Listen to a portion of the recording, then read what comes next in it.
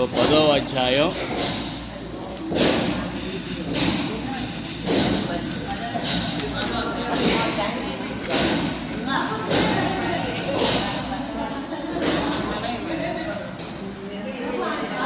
ఇది అనుకోకుండా విభూతి యోగం ఉంది. పాత వీడియో నాది ఉంటే పెట్టాను. అది 2022లోది. అది 2022 ఇంపాక్ట్ ఫౌండేషన్ అని వాళ్ళు పిలిచి అందులో ఒక ఆయన ఎవరో ఇన్వైట్ చేశారు నన్ను. నేను దాంట్లోకి వెళ్ళినప్పుడు నేను ఒక ఎట్లా అంటే ఒక శ్రోతగా వెళ్ళాను, అంతే, ప్రేక్షకుడిగా వెళ్ళాను. 9 అధ్యాయాలు అయిపోయాయి. 10వ అధ్యాయానికి ఆయనకి మనిషి దొరకలా. చెప్తానన్న మనిషి రాలేదట, హ్యాండ్ ఇచ్చాడట. ఎవరైతే కండక్ట్ చేస్తున్నాడో ఆయన రామ్మోహన్ గారు ఒక ఆయన ఉన్నాడు. ఆయన ఈ కాళ్ళమి నన్ను పిలిచాడు, ఫోన్ చేశాడు ముందు రోజు. సార్ మీరు కొంచెం బాగానే చెప్తారని తెలిసింది, మాకేమన్నా 10వ అధ్యాయం మీరు చెప్తారా అని. సరే తప్పకుండానండి, మరి ఏదైనా భగవంతుడు ఇచ్చిన వరమే కదా, చెప్తానని అప్పుడు అది చెప్పాను అనమాట. అనుకోకుండా బాగానే వచ్చింది.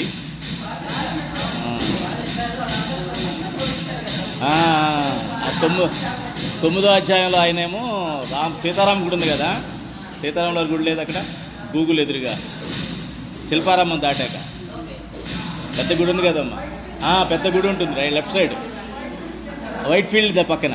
అందులో దానికి ఈవో అనమాట, ఆయన ఎగ్జిక్యూటివ్ ఆఫీసర్ వెంకటరాజు గుప్తా అని. ఆయన 9వ అధ్యాయం చెప్పున్నాడు. చివరిలో చెప్పాడు కదా, మీరు చెప్పింది తెలిసిందండి విభూతి యోగం అంటే ఏమిటో అని చెప్పాడు ఆయన. 10వది నేను చెప్పాను అనమాట. పెద్ద పెద్దవాడు వాళ్ళంతా కూడా. ఏమ్మా అందులో ఉంది, మొత్తం అందులో ఉంది. అనుకోకుండా మనకు కూడా విభూతి యోగం మొదలవుతుంది కదా. అది సో ఆ రకంగా అది గుర్తొచ్చి చెప్పా కదా, అక్కడ ఉందేమని చూస్తే ఉంది. అది రికార్డు వాళ్ళు పంపించారు నాకు, ఫేస్బుక్లో ఉంది. అది ఫేస్బుక్లో అది బాగోలేమని డౌన్లోడ్ చేసి మళ్ళీ మన దాంట్లో పెట్టాను. ఇప్పుడు 9వ అధ్యాయం వరకు మనం ఏం తెలుసుకున్నాం? ఒక సీక్రెట్ బాగా తెలుసుకున్నాం. భగవంతుడి గురించి సంబంధించిన పూర్తి సమాచారం మన దగ్గర ఉంది. పూర్తి సమాచారం ఇప్పుడు మన దగ్గర ఉంది. పరమాత్మ ఏ రకంగా మనం చేరుకోవాలి, చేరుకునే కార్యక్రమంలో ఎక్కడన్నా మధ్యలో దేవతలను కనుక ఎక్కువ సేవించినట్లయితే ఏ లోకాలకు వెళతాము, ఎక్కడి వరకు వెళతాము, అది కూడా మనం తెలుసుకున్నాము. సో మొత్తంగా మన పరమాత్మను చేరుకోవడం అనే లక్ష్యాన్ని మట్టుకు మనం సాధించాలి అన్నది మనకి క్లారిటీ వచ్చేసింది. వచ్చి చివరికి ఏం చెప్పాడు ఆయన? మన్మనాభవ మద్భక్తో మధ్యాజి మాం నమస్కురు. ఆయన ఏం చెప్పాడు? నా యందే నీ మనసుని లగ్నం చేయి, నా భక్తుడు అవ్వు, నన్నే పూజించు, నన్ను నమస్కరించు, ఆత్మ నా యందే నిలిపి మత్పరాయణుడివి, అంటే ఇంకెవరికీ చెందకుండా నాకే నువ్వు చెందాలి, అట్లా అయితే నువ్వు నన్నే పొందగలవు అని చెప్పాడు. ఈ క్రమంలో ఈ రకంగా ఉండాలి అంటే మనసు జనరల్గా దేని మీద లగ్నం అవుతుంది? మనకి మనసు జనరల్గా సామాన్యంగా దేని మీద లగ్నం అవుతుంటుంది? విషయాలపైన లగ్నం అవుతుంది. అంటే ఇప్పుడు నా మనస్సు పరమాత్మ మీద లగ్నం చేయడం ఇమ్మీడియట్గా సాధ్యం కాదు, వెంటనే సాధ్యం కాదు. మరి దానికి ఏం చేయాలి? విషయాల్లోనే భగవంతుడు చూడాలి. విషయాల్లోనే భగవంతుడిని చూడ అలవాటు చేస్తే నెమ్మదిగా ఈ మనసు విషయాలపైన వెళ్ళినా కూడా ఆ విషయాల్లో భగవంతుడిని చూడడం నేర్చుకుంటుంది. అది ఎలాగా అన్నది ఇప్పుడు ఇక్కడ చెప్పబోతున్నాడు. నా కళ్ళకు కనబడేవి, నా చెవి వినబడేవి, అలాగే నాకు వాసనగా వచ్చేవి, అలాగే నేను మన ఏదైతే సకల సృష్టిలో నేను ఏదైతే చూస్తున్నానో ఆల్రెడీ మనం చూస్తున్నాం. యజ్ఞం అంటే నేనే అని, హోమం నేనే అని, అవన్నీ కూడా ఆయన చెప్పేస్తున్నాడు. ఏవి? అవన్నీ దైవ కార్యాలు. భగవంతుడి కోసం ప్రత్యేకించి మనం ఏం చేస్తామో ఆ కార్యాల్లో నేనున్నానని వాస్తవం. ఎందుకంటే మనం యజ్ఞం చేసే ముందు కూర్చుంటున్నా భగవంతుడికి చేస్తున్నానని, అంటే మనసు కూడా కాసేపు కుదురుగానే ఉంటుంది. ఎందుకంటే ఈ చేసే పని భగవంతుడికి సంబంధించిన పని అని దానికి ఒక డ్యూటీ తెలిసిపోయింది. కాబట్టి నేను అటు ఇటు చూడకూడదు, వేషాలు వేయకూడదు అనుకుంటుంది. మిగతా సమయంలో లౌకిక వ్యవహారాలు చేస్తున్నప్పుడు మనసు విషయాల మీదకే పోతుంది. అలాంటప్పుడు నేను ఎలా చూడాలి అని ఇప్పుడు అడగబోతున్నాడు. అంటే నీ యొక్క విభూతులు, అంటే నీ గుణాలు ఏమిటి, నువ్వు ఎక్కడెక్కడ చూడాలి. ఇప్పుడు మల్లెపూలు కనిపించకపోవచ్చు, ఎక్కడి నుంచో వాసన వచ్చిందనుకోండి, ఇక్కడ మళ్ళీ చెట్టు ఉండాలండి ఇక్కడ అంటాం కదా. అలాగే ఒక వాసన బట్టి లేకపోతే ఒక రంగు బట్టి ఏదో మనం చుట్టుపక్కల ఏదో గమనిస్తాం. దాన్ని ఏమంటారంటే పరోక్ష ప్రమాణం అంటారు. అంటే ఏంటంటే ఎక్కడో పొగ కనబడింది అనుకో, అక్కడ మంటన్నట్టే లెక్క. అట్లాగా ఈ విషయాల్లో నేను ఎలా చూడాలి భగవంతుడిని అనే విషయం గురించి ఇప్పుడు ఆయన చెప్పబోతున్నాడు. నన్ను ఎలా చూస్తావు విషయాల్లో అని చెప్తున్నాడు అనమాట. అర్జునుడు అడుగుతాడు, శ్రీకృష్ణ పరమాత్మ చెప్పబోతాడు. నిప్పు లేనిదే పొగలేదు, అలాగే భగవంతుడు లేనిదే విషయం లేదు. అది మనం తెలుసుకోవాలి. మనం తెలుసుకోవాల్సిన విషయం ఏంటంటే ఏ గుణమైనా భగవంతుడిదే, ఆ విషయంది కాదు, అక్కడ ఉన్నటువంటి వస్తువుది కాదు, అది భగవంతుడి వలన అది అట్లాగా. ఇప్పుడు నేను ప్రవచనం చెప్తున్నాను చేస్తున్నానంటే ఇది భగవంతుడి శక్తి వలన జరుగుతున్నదిగా, నా శక్తి కాదు. ఇది నా శక్తి అనుకున్నానా నేను మళ్ళీ డౌన్ అయిపోతాను. ఇది భగవంతుడి శక్తితో నాకు ఈ ప్రవచనం జరుగుతుంది. అలాగే మీరు భగవంతుడి శక్తితో మీరు శ్రవణం చేస్తున్నారు, అది మీకుండాలి. నేను వినలేనండి, నా వయసు అయిపోయింది, నా మైండ్ అసలే మర్చిపోతున్న స్టేజ్లో ఇప్పుడు ఏం గుర్తుపెట్టుకుంటాను, అన్నీ మర్చిపోతున్నాను, ఇప్పుడు మీకు ఇంత పెద్ద ఏం గుర్తుపెట్టుకుంటాను, చిన్న చిన్న విషయాలే మర్చిపోతాను, మీరు కూర్చున్నారా ఇక్కడ, మీ శ్రవణం సరిగ్గా జరగదు. నేను నేను నేను అంటున్నారు కదా, మీలో ఉన్న బలహీనతలన్నీ బయటకు వస్తాయి. నేను అనగానే నాలో ఉన్న బలహీనతలన్నీ బయటికి కనబడతాయి అప్పటికప్పుడు. అలా కాకుండా పరమాత్మ నాకు శక్తి ఇస్తున్నాడు, పరమాత్మ ద్వారా నేను వింటున్నాను, ఆ వినే శక్తి, అర్థం చేసుకునే బుద్ధి, ఇవన్నీ కూడా పరమాత్మ శక్తి అని మీరు అనుకున్నాడు. విషయాలలో ఉన్నటువంటి పరమాత్మ మీరు చూడగలుగుతారు. మీరు అన్నట్టుగా ఎలాగైతే నిప్పు లేదే పొగలేదంటున్నామో, అలాగే భగవంతుడు లేదే విషయాలు కూడా లేవు. అది గ్రహించి మనం ఇక్కడ అసలు ఏంటి విభూతులని మొత్తం తెలుసుకుంటాం. మొదలుపెట్టండి.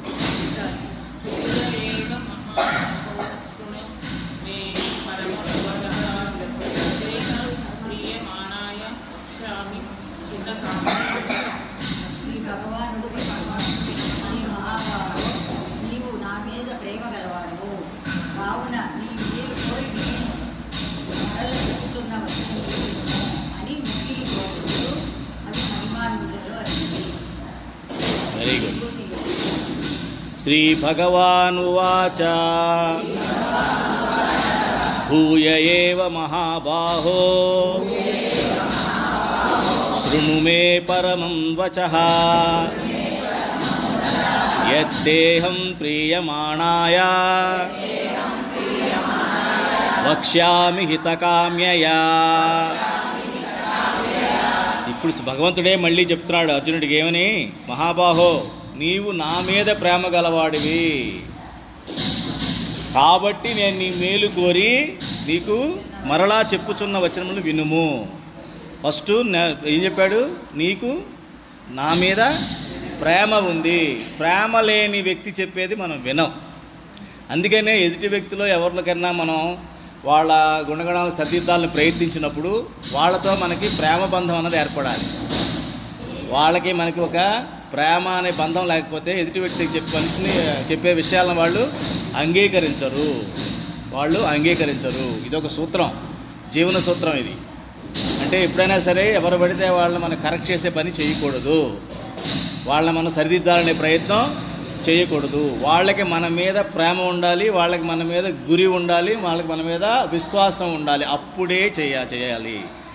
నేను తల్లిని కదా, ఆ కూతురు కదా, కొడుకు కదా, వినాలి కదా, జరగదు. అక్కడ ప్రేమ ఉందా? తల్లి అయినంత మాత్రం ప్రేమ ఉంటుందా? కూతురు అయినంత మాత్రం ప్రేమ ఉండాలని రూల్ ఉందా? లేదు. ఎందుకని? అందరూ వయోజనులు అయిపోయారు. 16 ఏళ్ళు దాటిన తర్వాత అందరూ పెద్దవాళ్ళ కింద లెక్క.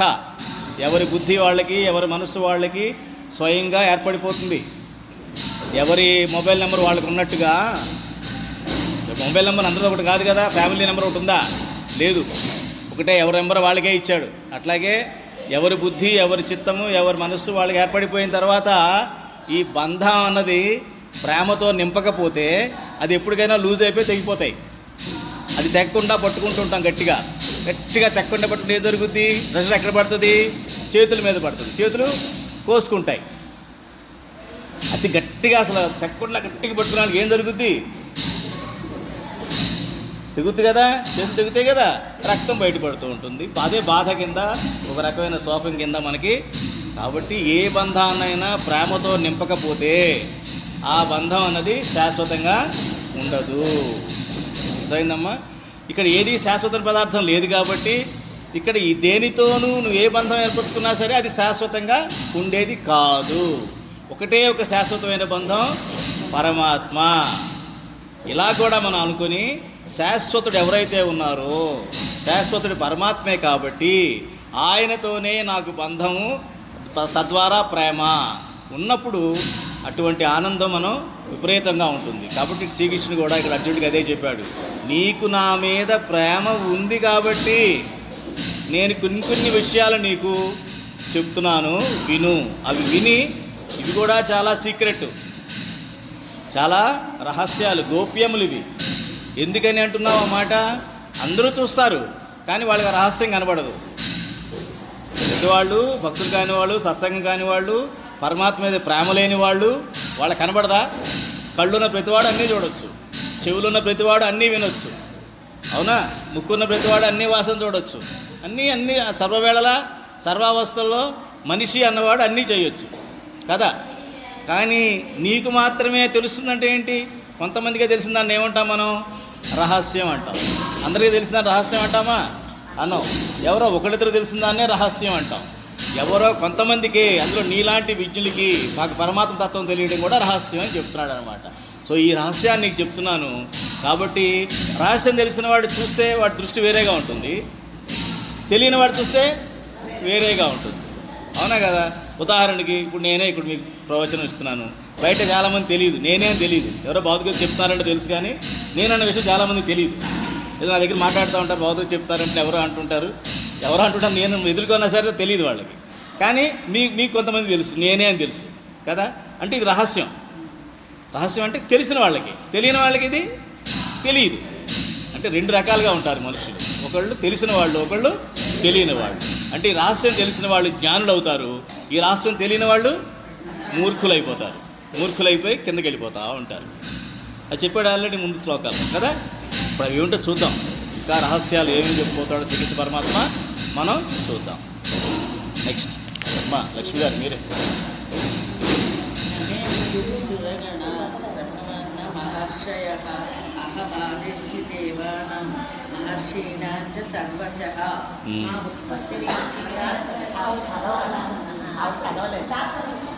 చదువుతారా నా ఉత్పత్తిని అనగా నా లీలావతార విశేషములను దేవతలు కానీ మహర్షులు కానీ తెలుసుకొనగలరు.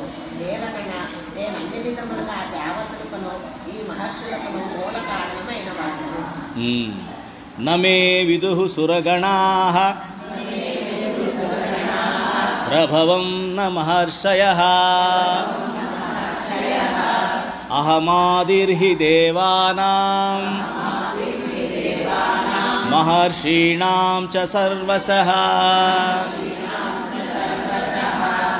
అంటే నా ఉత్పత్తి, నేను ఎలాగా పుట్టాను, నా లీల ఏంటి, నా అవతార విశేషాలు ఏమిటి, ఇవన్నీ దేవతలకు కూడా కానీ ఋషులకు కానీ తెలుసుకోలేరు.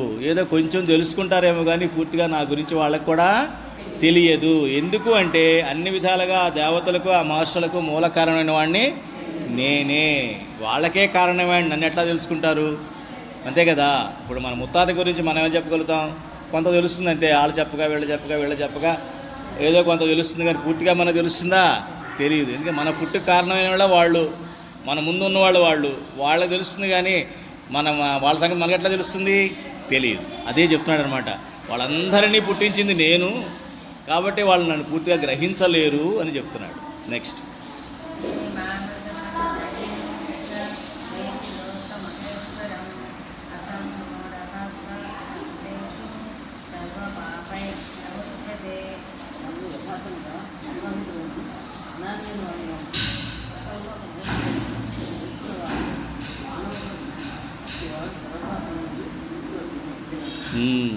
యో మామజమవనాదిం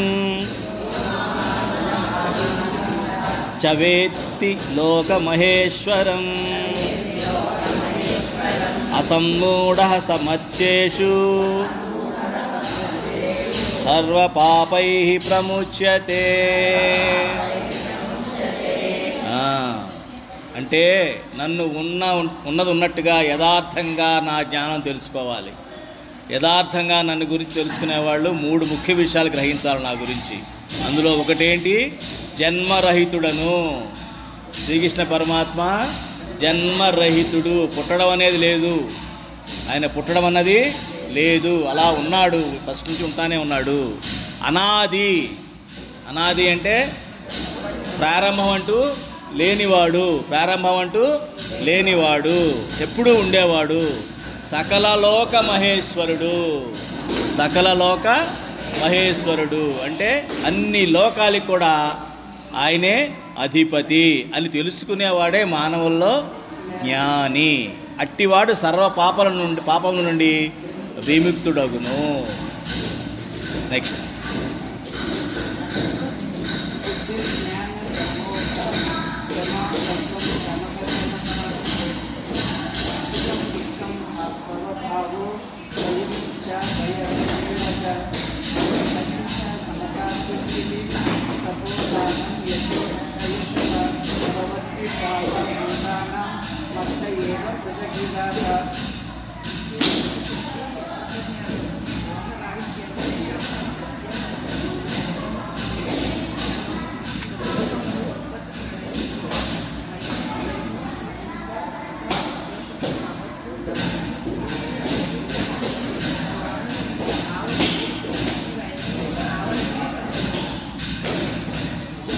బుద్ధిర్జ్ఞానం సమ్మోహః క్షమా సత్యం దమః శమః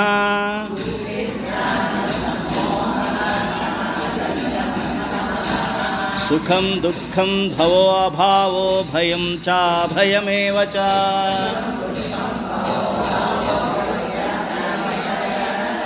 అహింసా సమతా తుష్టిః తపోదానం యశో యశః.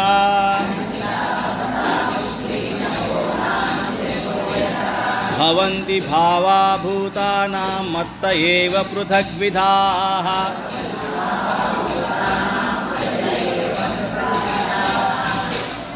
ఇప్పుడు అసలు విషయం చెప్తున్నాడు.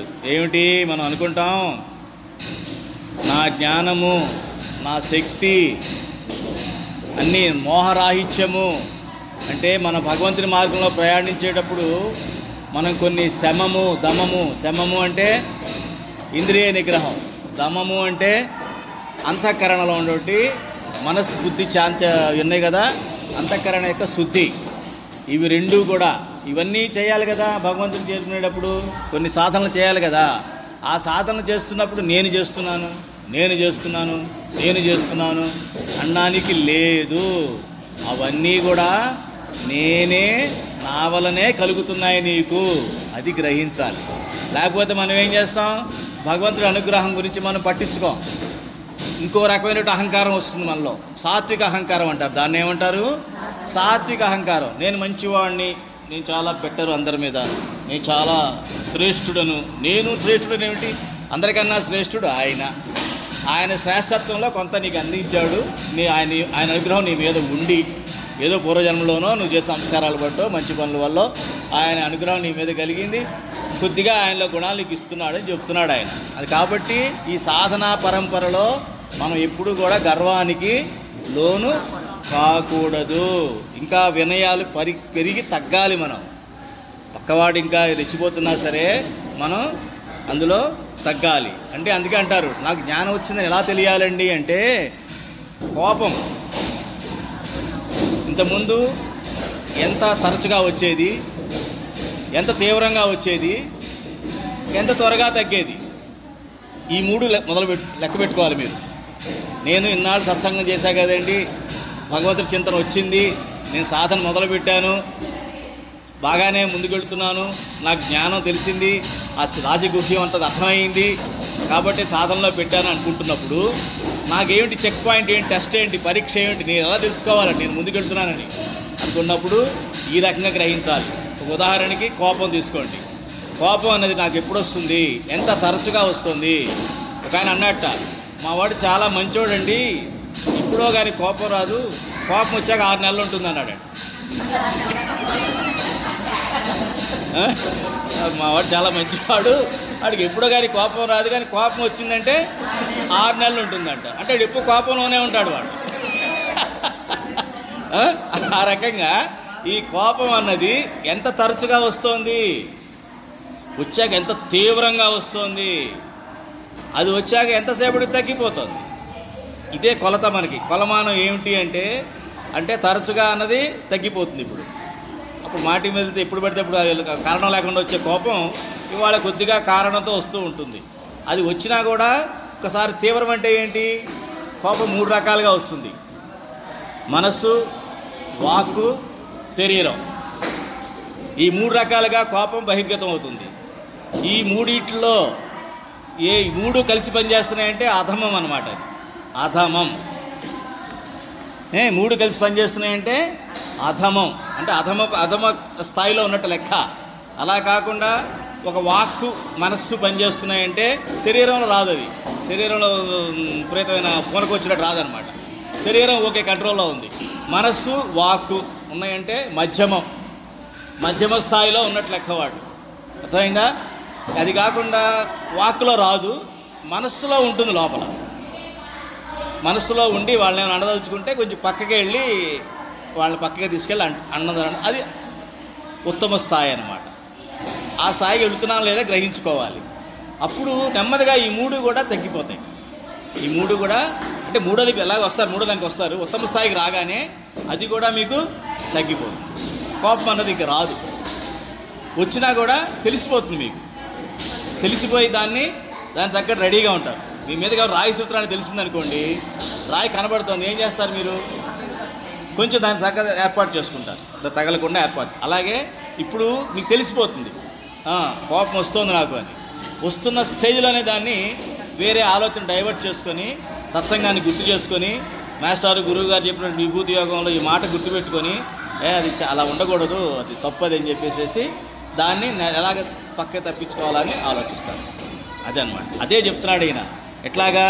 సుఖదుఖాలు, ఉత్పత్తి ప్రళయాలు, భయము, అభయము, అహింస, సమత, సంతోషం, తపస్సు, దానము, కీర్తి, అపకీర్తి, ఇవన్నీ కూడా ప్రాణుల్లో వచ్చే వివిధమైనటువంటి భావములు. ఇట్లాంటి ఎప్పుడు మన మనసులో వస్తూనే ఉంటాయి. పెద్ద సముద్రంలో అలల్లాగా వస్తూనే ఉంటాయి. ఇవన్నీ వస్తున్నాయని నీలో అనుకోమాక. ఇవన్నీ నా వల్లనే నీలో జరుగుతున్నాయి.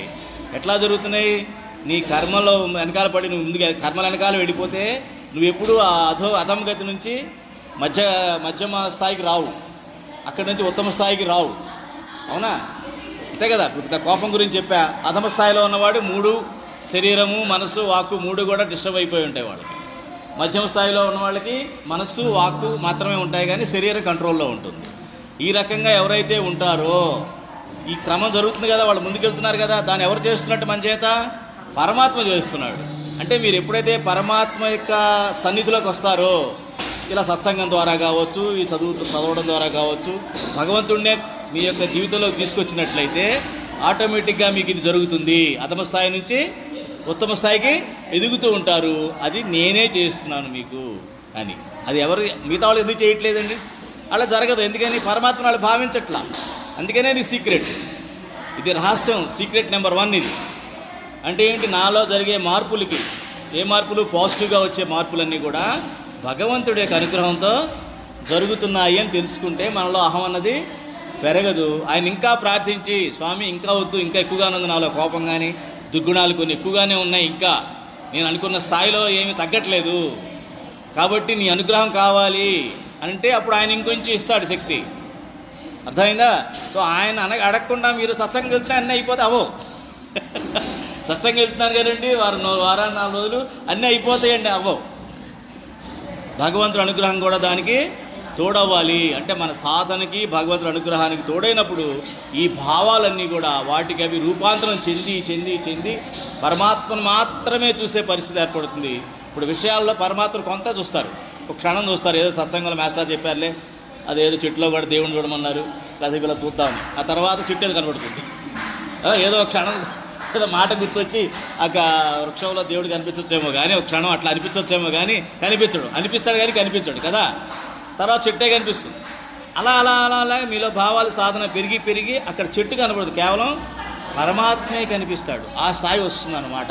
అది భగవంతుడి అనుగ్రహంతో సాధ్యమవుతుందని చెప్తున్నాడు. నెక్స్ట్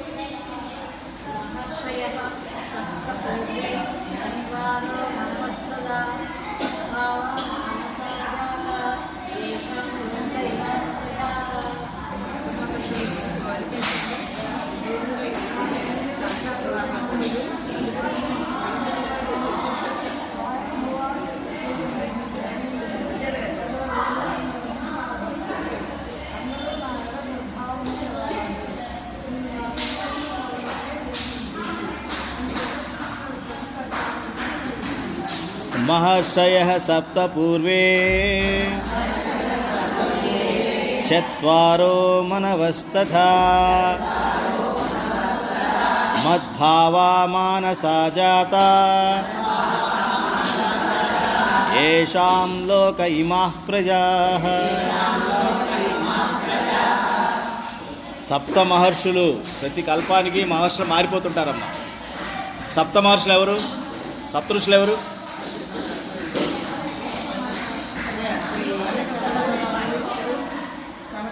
మారిపోతుంటారు. వాళ్ళు కాదు, సనకసనందులు సప్తఋషులు. అదే ఆ సప్త మహర్షులు కూడా మారిపోతుంటారమ్మా. ప్రతి మన్వంతరానికి మారిపోతారు. కాబట్టి సప్తఋషులు వీళ్ళే అని గ్యారంటీ లేదు.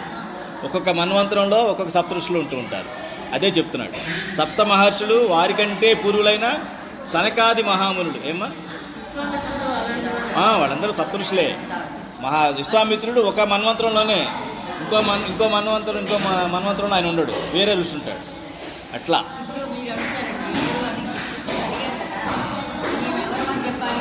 ఇప్పుడు ఈ మన్వంతరంలో చూడాలి. ఎవరు మనం ఇప్పుడు స్వయంభూ, ఇప్పుడు అంత ఎవరిది స్వయంభూ మన్వంతరం కదా, అందులో చూస్తే గూగుల్లో కనపడుతుంది. నెక్స్ట్లేండి నేను చెప్తాను. అంటే దాని అవసరం లేదమ్మా. నేను అందుకే లిస్ట్ చెప్తాను, మీరు రాసుకుంటారు. ఇప్పుడు ప్రస్తుతం సప్తఋషులు ఎవరో చెప్తాను, అది రాసుకుంటాను తప్పకుండా. అది దానికన్నా ముందు మీరు తెలుసుకోవాలి. సప్తఋషులు కాన్స్టెంట్గా విషయం తెలియాలి. సప్తఋషులు ఎవరైనా మీరు క్వశ్చన్ అడిగినప్పుడు ఏ మన్వంతరంలో అడగాలన్నమాట. అది మీరు అడుగుతారనే విషయం చెప్తున్నా. అది తర్వాత విషయం. ఇప్పుడు ఎవరు అన్నదానికి మనం చెప్తాను, రాసుకోవాలి. అని గుర్తుపెట్టి నా నోట్స్లో ఉంది, చెప్తాను, మీరు రాసుకుంటారు. ఓకే. 14 మంది మనువులమ్మా మనకి. 14 మనువులు. స్వయంభూ మన్వంతరంలో ఉన్న సప్తఋషులు ఎవరు? వాళ్ళు వేరే ఉంటారు. ఇప్పుడు స్వయంభూ మన్వం జరుగుతుంది కదా, అది చెప్తున్నాడు. ఇప్పుడు స్వయంభూ వారి చతుర్దశ మనువులు కూడా మొదలుగు వీళ్ళందరూ నా భక్తులే. ఇంకో విషయం, మనం కూడా మనువు అవ్వచ్చు.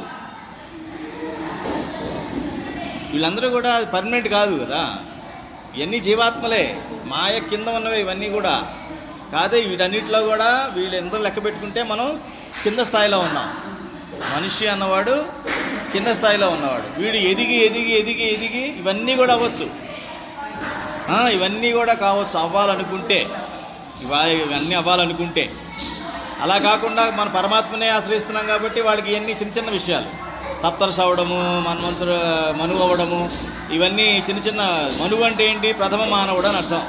మొట్టమొదటి పుట్టిన మనిషి అని. ఆ మనిషి అక్కడి నుంచి స్టార్ట్ అయింది మనిషి జన్మ అన్నీ కూడా. అది చెప్తున్నాడు. వీళ్ళందరూ కూడా నా భక్తులే అంటే అర్థం ఏంటి? భక్తులైన ప్రతివాడు కూడా ఇది అవ్వచ్చు. దీని అర్థం అది. వాడందరూ నా భక్తులే అంటే అంతకుముందు భక్తులు కదా. సప్తర్షిగా పుట్టిన తర్వాత భక్తులయ్యాడు ఆయన. భక్తుడయ్యాడు ఆయన కాదు. వాళ్ళ ఫస్ట్ నుంచే భక్తులుగా ఉంటారన్నమాట.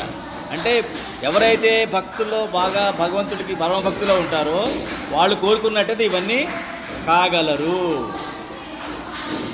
అంటే భక్తి అనేటప్పటికి వచ్చేటప్పటికి వీళ్ళందరూ ఒకటే. సప్తఋషులు కావచ్చు, మనువులు కావచ్చు, ఇంకెవరైనా సరే, భక్తుడు కావచ్చు, వీళ్ళందరూ ఒకే స్టేజ్లో ఉంటారు. అర్థమైందా? అందుకనే వాళ్ళు ఏమనుకుంటారంటే ఈ స్థాయిలు మారవు.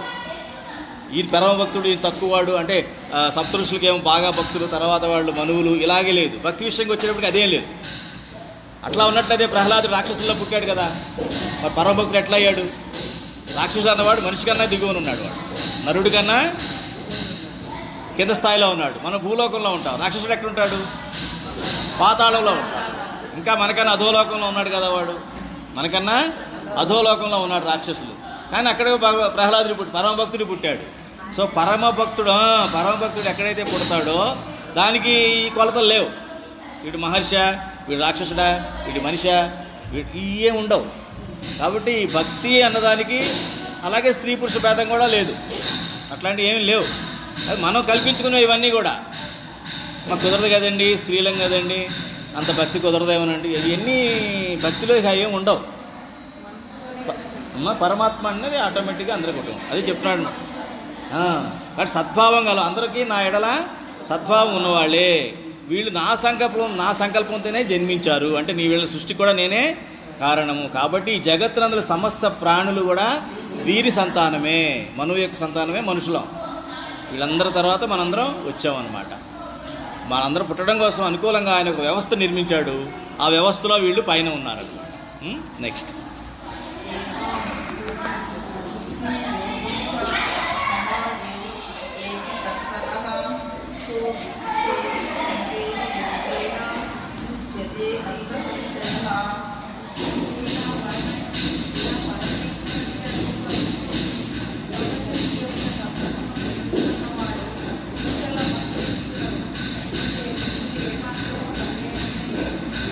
ఏతాం విభూతిం యోగం చ మమ యో వేత్తి తత్వతః సో వికంపేన యోగేన యుజ్యతే నాత్ర సంశయః.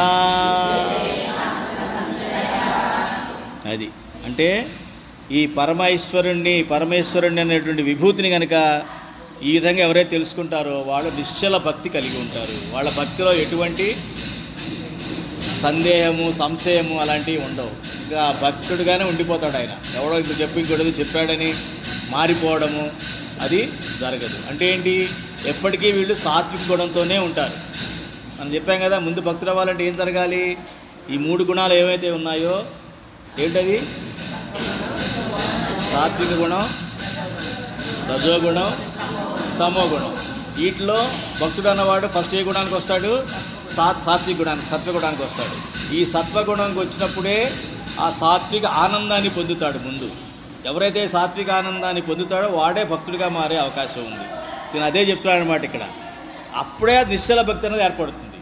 అంటే నిశ్చల భక్తి ఏర్పడడానికి మొదటి అర్హత ఏమిటి, సాత్వికత్వం. నాలో సాత్వికత ఉందా లేదా, సాత్వికత్వం పూర్తిగా లేదు అంటే మన భక్తుడు కాలేదు ఇక పూర్తిగా. అంటే నిశ్చల భక్తి రాలా, కొత్త భక్తి అయితే ఉంది, అది ఇంకా చాలా ఊగుతా ఉంది ఇంకా, కానీ అది చలనం ఉంది కానీ చంచలంగా ఉంది కానీ నిశ్చలం కాలా.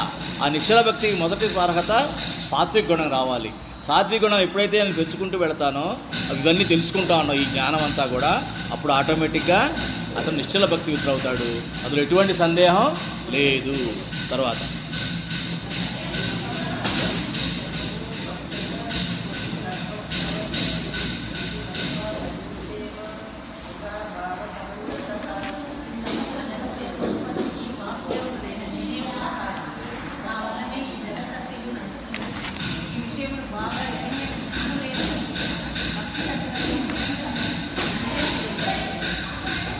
అహం సర్వస్య ప్రభవో మత్తః సర్వం ప్రవర్తతే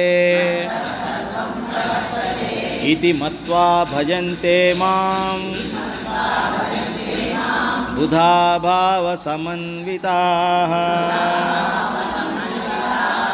అది ఈ సమస్త జగత్తు యొక్క ఉత్పత్తికి వాసుదేవుడైన నేనే మూల కారణము, నా వలనే జగత్తంతయు నడుచుచున్నది.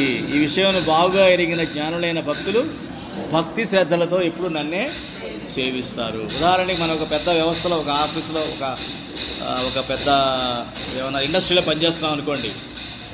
ఆ ఇండస్ట్రీ బాగా నడవాలని మనం కోరుకోమా? ఎందుకని? అది నడవకపోతే మనకి ఉద్యోగం ఉండదు, ఇవి ఉండవు. ఆటోమేటిక్ గౌరవం వస్తుందా ఆ చైర్మన్ మీద, ఆ సీఈఓ మీద, ఎండీ మీద గౌరవం ఉంటుందా? ఆయన చెప్పింది రెడీగా నిలబడతామా, ఏంటి సార్ చెప్పండి అని ఇమీడియట్గా అన్నా కదా, అట్లాగా చూడమంటున్నాడు అనమాట.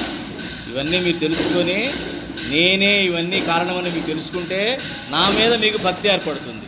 ఎప్పుడైతే నా మీద భక్తి ఏర్పడుతుందో, నేనేమన్నా ఈ జ్ఞానం కాకుండా అజ్ఞానంతో ప్రవర్తిస్తే నాకు నష్టం జరుగుతుంది అనే విషయం మీకు అర్థమైపోతుంది. అంతే కదా, ఈ జ్ఞానంతో కాకుండా అజ్ఞానంతో కనుక నేను ప్రవర్తించానంటే నాకు నష్టం జరుగుతుంది ఈ వ్యవస్థలో.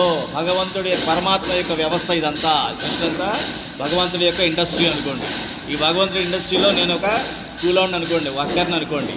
అప్పుడు వర్కర్గా నేను ఆ గౌరవంతో ఉంటానమ్మో ఈ పరమాత్మది, ఇది మొత్తం కూడా పరమాత్మది, ఇక్కడ ఉన్న ఏ వస్తువైనా అయిందే, నాది కాదు, ఈ మా ఆఫీస్ చెందుద్ది, అది దాన్ని నేను ముట్టుకోవడం, ఏదో పెన్ వరకు రాసుకుంటున్నాక పెన్ అక్కడ పడేసి రావాలి, నేను పెన్ ఇంటికి పట్టుకోకూడదు. ఇట్లాగా ఇది ఈ నా ఆర్గనైజేషన్ బాగా ఇంకా పెరగాలి, బాగుండాలని కోరుకోమా? అదేవిధంగా ఇక్కడ కూడా పరమాత్మ చెప్తున్నాడు అనమాట. ఈ రకంగా ఎవరైతే ఉంటారో వాళ్ళ భక్తి శ్రద్ధలు నిరంతరము ఉంటాయి, దానికి ఎటువంటి ఆటంకము రాదు అని చెప్తున్నాడు. నెక్స్ట్ దీంతో ఆపేద్దాం. అయిపోయినాయా ఇంకొన్నారా?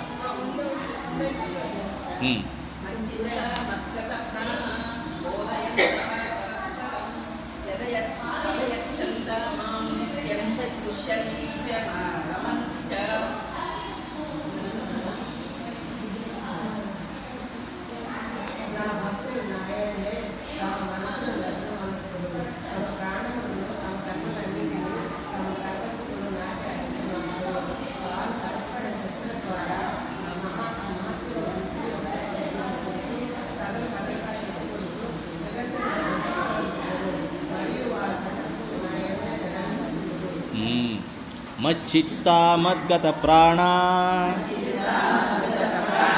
బోధయంతః పరస్పరం కథయంతశ్చ మాం నిత్యం తుష్యంతి చ రమంతి చ. ఆ భక్తులు ఏ రకంగా ఉంటారు అంటే తమ మనస్సులని నాయందే లగ్నమనుస్తారు.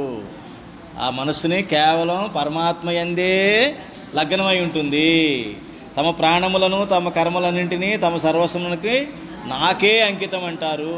ఇంకెవరికి కూడా వాళ్ళు సమర్పించరు. ఎవరికి సమర్పిస్తారు? కేవలం పరమాత్మకే సమర్పిస్తారు. వాళ్ళు చేసే పనులు కావచ్చు, నా ప్రాణాలు కూడా నీవే స్వామి అని అంటారు. అలాగే తమ సర్వస్వం, నా సర్వస్వం నీదే స్వామి అని కూడా అంటారు. ఎందుకని? లగ్నం అంటే అర్థం ఏంటి? పెళ్ళి కదా. లగ్నం అయిందంటాం అంటే ఏంటి? పెళ్ళి అయింది. ఒకసారి పెళ్ళి అయితే ఆటోమేటిక్గా కలిసే ఉంటారు కదా జీవితాంతం. అంటే ఇప్పుడు లేరనుకున్నాడు, ఉండట్లేదు. కానీ మామూలుగా అయితే జనరల్గా ఇప్పుడైతే ఉండట్లేదు. ఇప్పుడు ఇది వర్తించదు. ఇదంతా పాత వాళ్ళం కాబట్టి నడుస్తుంది ఇది. అండ్ లగ్నం అంటే జనరల్గా అది ఆ రకంగా పూర్తిగా ఒకళ్ళొకళ్ళు అంకితం అయిపోవడం అన్నది జరగాలి. అది నాకే అంకితం. వాళ్ళు పరస్పర చర్చల ద్వారా నా మహాత్మ్యాన్ని గురించి ఒకళ్ళొకళ్ళు తెలుపుతూ ఉంటారు, కథలుగా చెప్పుకుంటూ ఉంటారు. అంతే కదా. ఇప్పుడైనా మనకి ఇష్టమైన విషయాన్ని 10 మందికి పంచుకుంటూ ఉంటాం. ఆనందం, మన ఆనందాన్ని 10 మందికి పంచుకుంటాం. ఈ భక్తుడైన వాడు ఎప్పుడు కూడా పరమాత్మతో ఉన్న బంధాన్ని, మనసు ఆయన మీద లగ్నం చేస్తున్నటువంటి ఆనందాన్ని, ఇవన్నీ కూడా అందరితో షేర్ చేసుకుంటాడు. కానీ తనలోనే తాను ఉంచుకోడు. తనలో తాను ఆనందంగా ఉంటాడు. అది కాకుండా పరమాత్మ గురించి విషయాలన్నీ కూడా 10 మందికి చెప్తూ ఉంటాడు. కాబట్టి వాళ్ళలో వాళ్ళు ఎప్పుడూ ఆనందంగా ఉంటారు. కాబట్టి వాళ్ళు సంతతము వారిలో వారే రమించుదురు. కాబట్టి అది సాధ్యము, పక్క వాళ్ళకి చెప్పగలుగుతారు వాళ్ళు అని చెప్తున్నాడు అనమాట. అది భక్తుడి యొక్క లక్షణం. మిగతా రేపు చెప్పుకుందామా? అవగొట్టేసేయండి.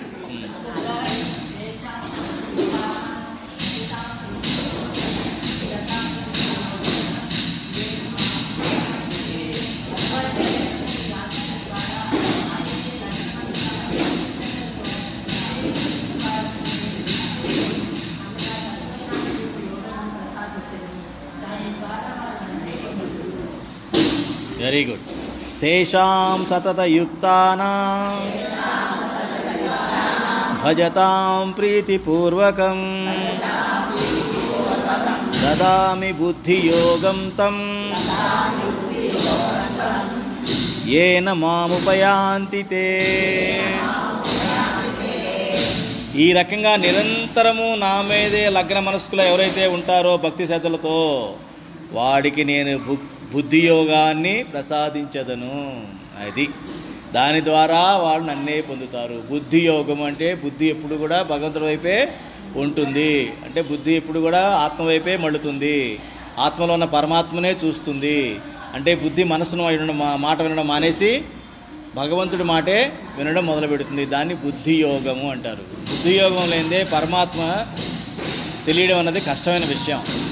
బుద్ధి ద్వారానే ఏదైనా తెలుసుకుంటాం. ఆ బుద్ధియోగాన్ని నేను వాళ్ళకి ఇస్తాను, ఆ బుద్ధియోగం ద్వారా నన్ను చేరుకుంటారు అని చెప్తున్నాను. ఇంకా ఉన్నారా ఎవరన్నా? అయిపోయింది వాళ్ళకి.